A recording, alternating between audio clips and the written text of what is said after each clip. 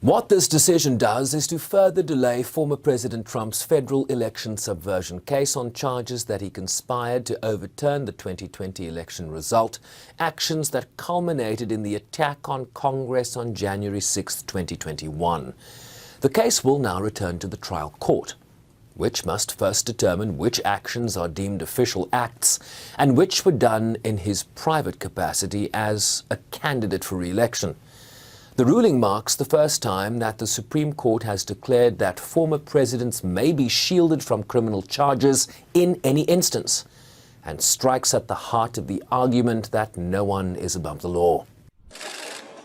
The majority decision penned by Chief Justice John Roberts says the president may not be prosecuted for exercising his core constitutional powers and was entitled to at least presumptive immunity from prosecution for official actions.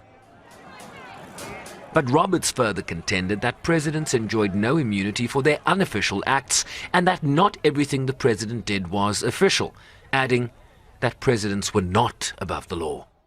He did not get the 100% absolute immunity for all that he had done that he was asking for.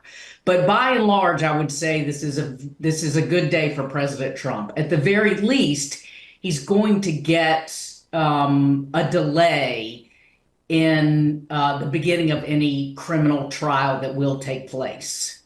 So I would say it was not a 100% victory, but it's certainly a good day for Donald Trump. Roberts writes that Trump's efforts, for example, to pressure his Vice President Mike Pence to take particular acts in relation to his official responsibilities when presiding over the certification of the 2020 election results, were official acts, and that Trump was at least presumptively immune from prosecution for such conduct.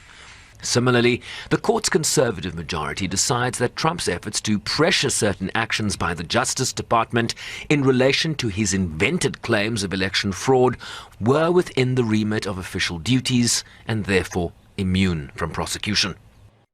The real nub of the decision is that somehow an executive branch official can be cloaked with immunity as a way of protecting the executive's discretion. That's the majority's rationale, that the executive needs to have broad discretion to do the things that need to get done to run the country. But if that immunity is so broad as to encompass things that are, by every other definition, illegal, then official action on the part of the president can include things like self-aggrandizing efforts to stay in power, despite the attempt to stay in power being manifestly at odds with every other law in a democratic system, including our election laws. That is scary.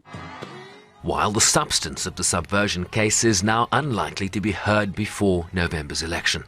What the court majority does is erect a series of procedural barriers and hurdles that the special prosecutor, Jack Smith, would have to clear prior to pursuing any of the particular charges. Trump took to social media, calling it a big win for the Constitution and for democracy, adding that he was proud to be an American, while former Democratic Speaker of the House Nancy Pelosi accused the Supreme Court of going rogue, violating a foundational American principle that no one was above the law. In her dissent, Justice Ketanji Brown Jackson warned that the majority view may have planted the seeds of absolute power for presidents.